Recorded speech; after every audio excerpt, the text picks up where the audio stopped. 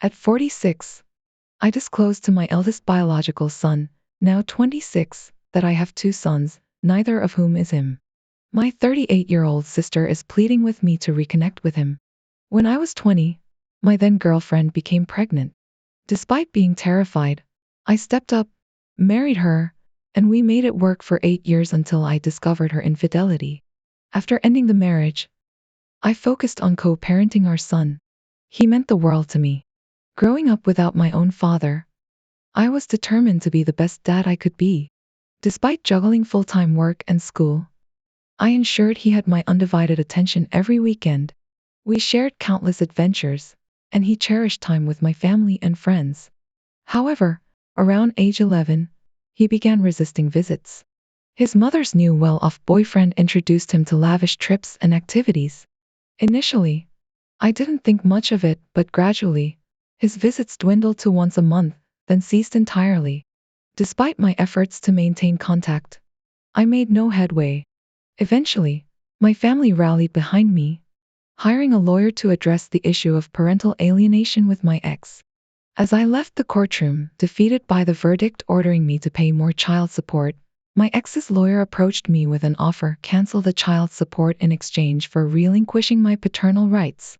I adamantly refused, until the lawyer dropped a bombshell: this was supposedly what both my ex-wife and our son wanted.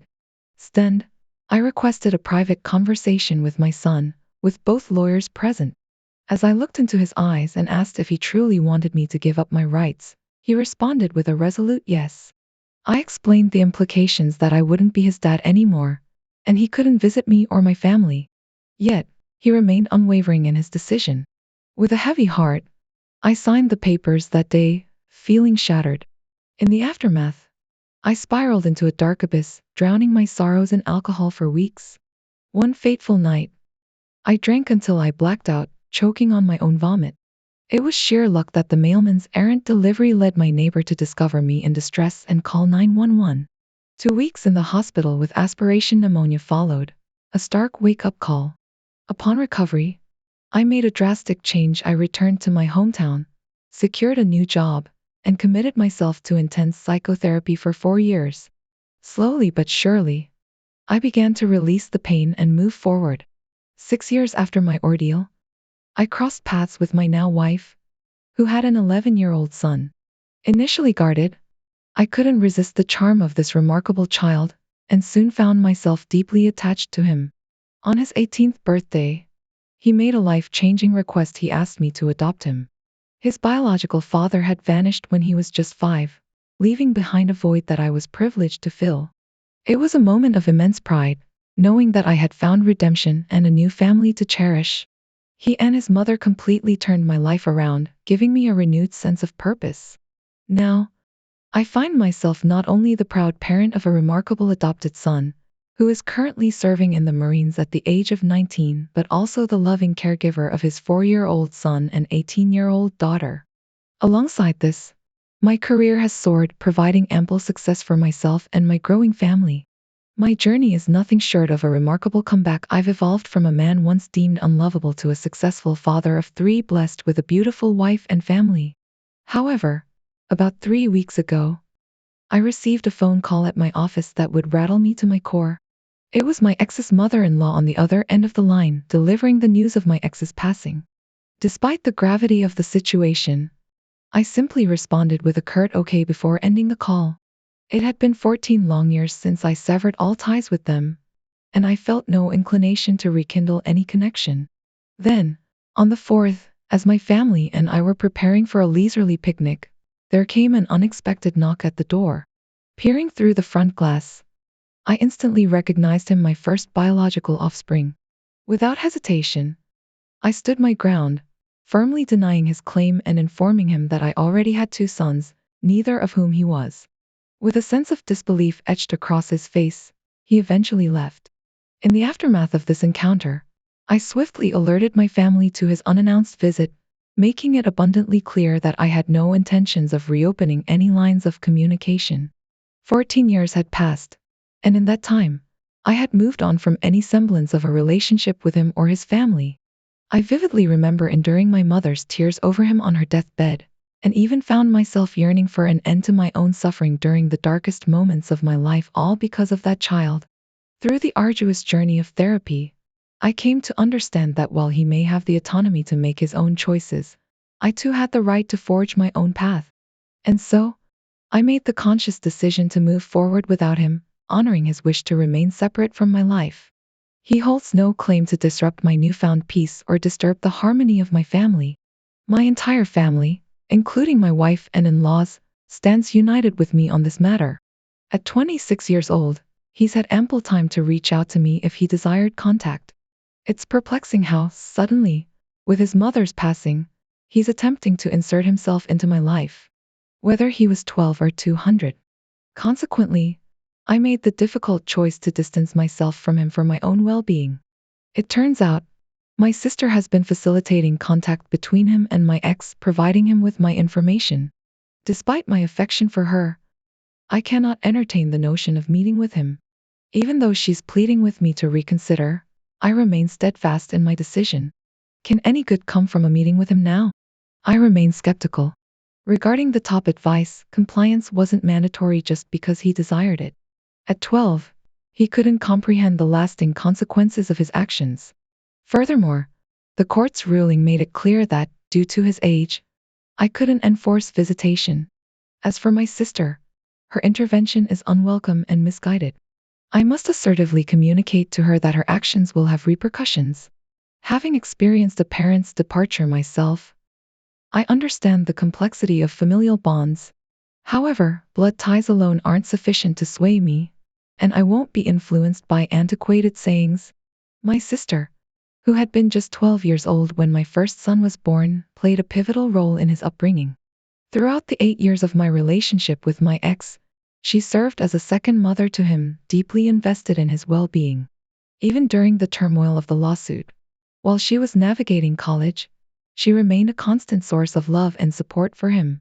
The bond between them was palpable, with my mother sharing in that affection. I'll never forget the sight of my mother, on her deathbed, expressing her longing to see him one last time. It was a heart-wrenching moment, a testament to the profound impact he had on our family.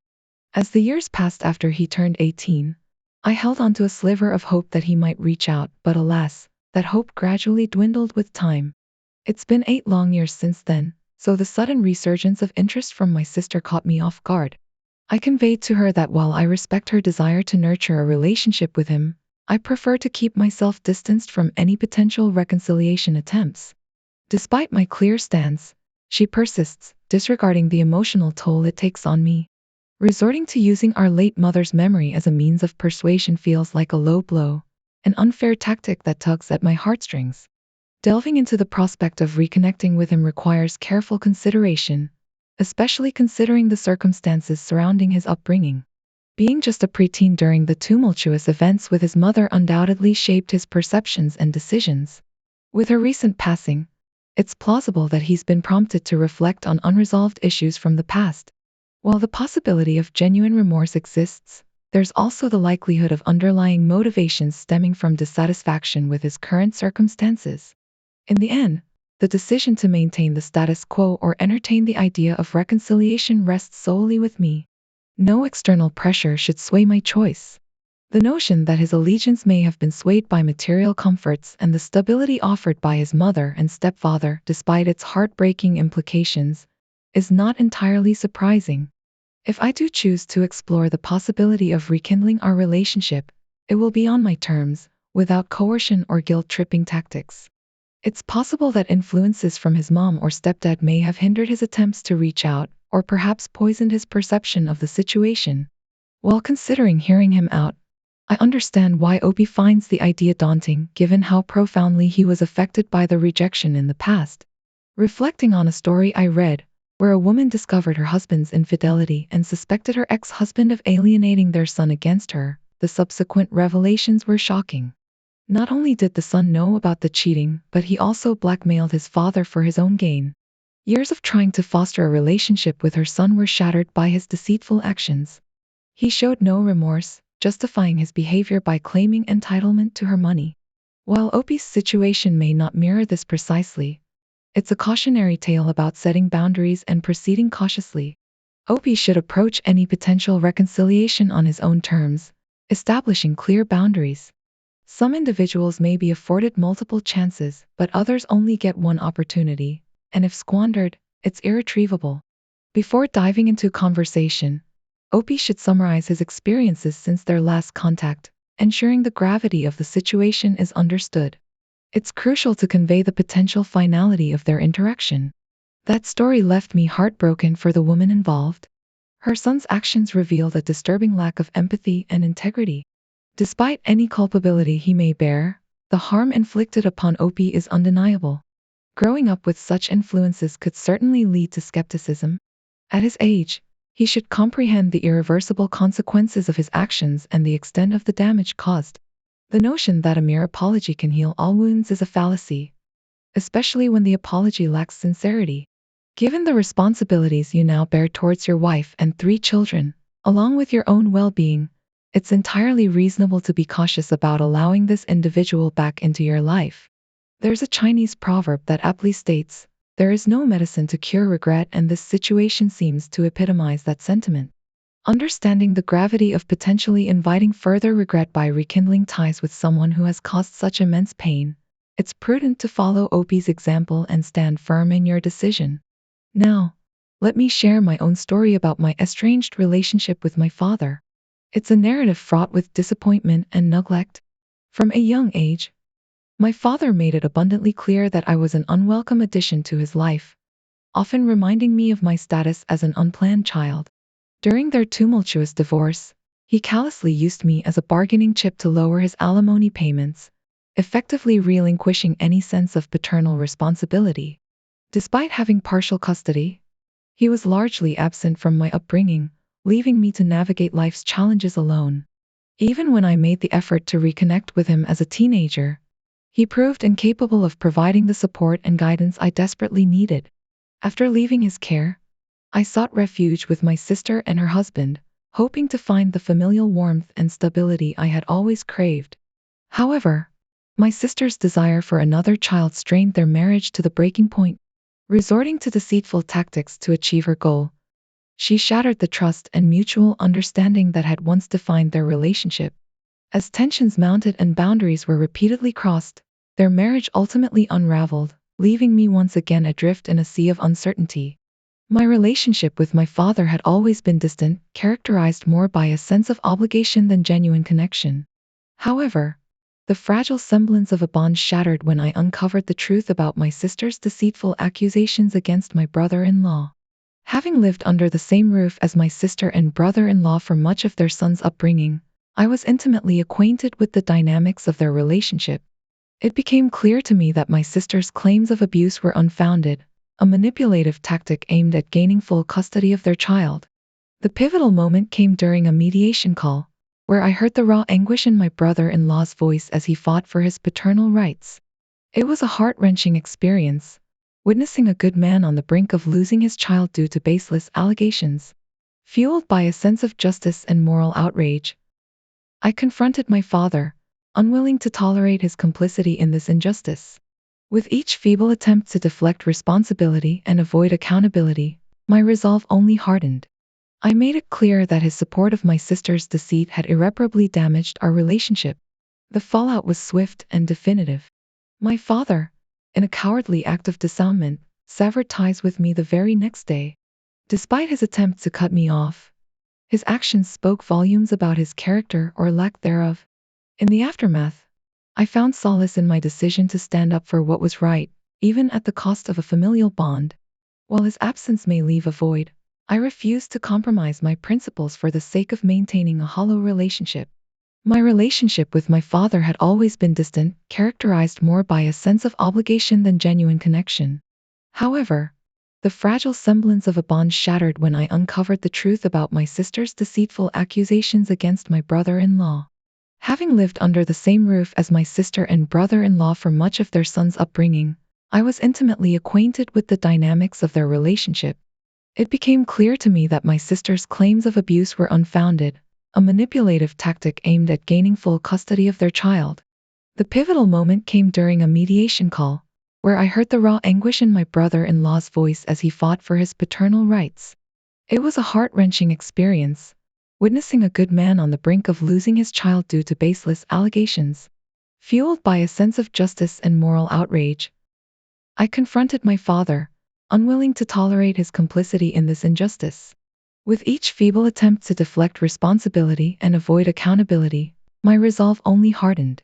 I made it clear that his support of my sister's deceit had irreparably damaged our relationship. The fallout was swift and definitive. My father, in a cowardly act of disarmament, severed ties with me the very next day.